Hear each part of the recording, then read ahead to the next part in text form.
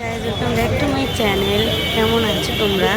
আমরা অনেক ভালো আছি। তো বালিগঞ্জ সাউথের ফার্স্ট পার্টটা চলে গেছিল, তো ওটা অনেকটা লম্বা হয়ে গেছিলো বলে আমি ভাবলাম ওটাকে ছোট করে দিই। তো ওটা সেকেন্ড পার্ট, সাউথেরই এটা সেকেন্ড পার্ট।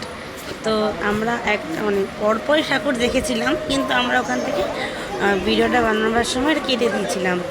তো আগেরবার বলতেছিলাম আমার কিচ্ছু মনে নেই যে কোন ঠাকুর কীভাবে দেখেছি। সবই দেখেছি, তোমরা যারা যারা দেখেছো তোমরা সেটা বুঝতে পারবে। তো এখান থেকে বেরাবার পর এটা তার পরের ঠাকুর। আমরা ওখান থেকে হেঁটে হেঁটে দেখিনি, বাইকে করে করে গেছি, একটু ডিস্টেন্সে করে বাইক রেখেছি, আবার হেঁটে হেঁটে দেখেছি। এটা মেবি ঢোকার আগে একটা সাইনবোর্ড ছিল, ওখানে দেখা যাচ্ছিল এই পুজোটা কোথাকার পুজো। মনে হয় এটা গড়িয়াহাট ওই পাশকারই পুজো হবে। তো তোমরা সাইনবোর্ডটা দেখলে বুঝতে পারবে, তোমরা দেখো।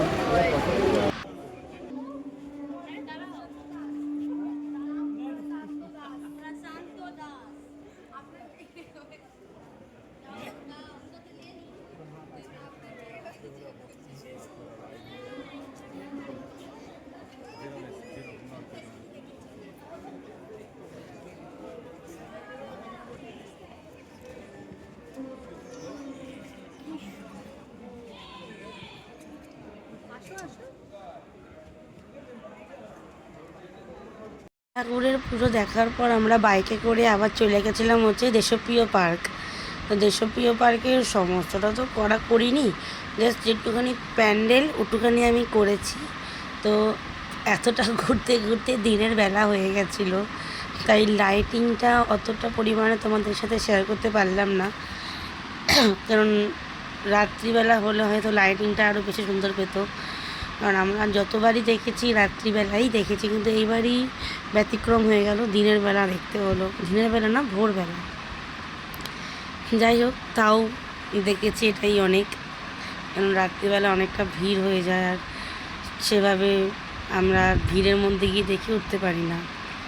যাই হোক, চলো দেখতে থাকো। ভেতরের মন্দির, ভেতরের ঠাকুরটা আরও খুবই সুন্দর।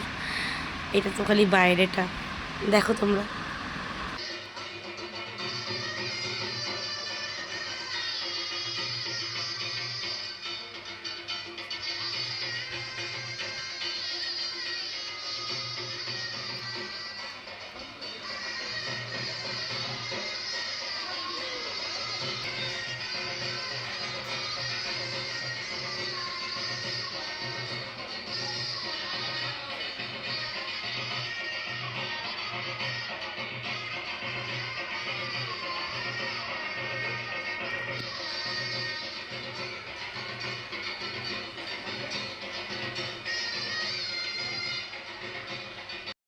আমি জানি আমাকে অনেকে বলবে হয়তো হাতটা অনেকটা কেটে গেছে, বা মায়ের মুখটা আমি ভেবে তুলতে পারিনি, কী করে তুলবো বলো? যখনই তুলতে যাই কেউ না কেউ সামনে দিয়ে চলে আসে।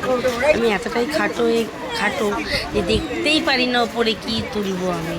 আর এত ধাক্কা ধুক্কা দিচ্ছে, ক্যামেরা যে আমি ঠিকভাবে ধরে রাখবো তাও পাচ্ছিলাম না। আগেরবার তন্ময় করে দিয়েছিল বলে, এবার তোর হাতে ব্যথা ছিল বলে আমি আর কিছু করতে পারিনি। ওই যা তুলেছি নিজেই তুলেছি। এটা মনে হয় ত্রিধারা সামথিং হবে কিছু, এটারও একটা শো ছিল, কিন্তু শোটা আমি তুলতে পারিনি, কারণ ওটা ওরও রাত্রিবেলা শো চলছিল, আর আমাদের যেতে যেতে সকাল হয়ে গেছিলো, যেমন তোমাদের আগেরটাতে বললাম। তো এটাও খুবই সুন্দর ছিল, খুবই সুন্দর। মানে আমি এতগুলো প্যান্ডেল দেখলাম সাউথে, তার মধ্যে এটাও একটা অন্যরকম বানিয়েছিল, খুবই সুন্দর ছিল। আমি জানি না ওখান থেকে ঝর্ণাটা বোঝা যাচ্ছে কি না, কিন্তু ওখানে একটা ঝর্ণা টাইপের বানিয়েছিল, ওটাও সুন্দর ছিল।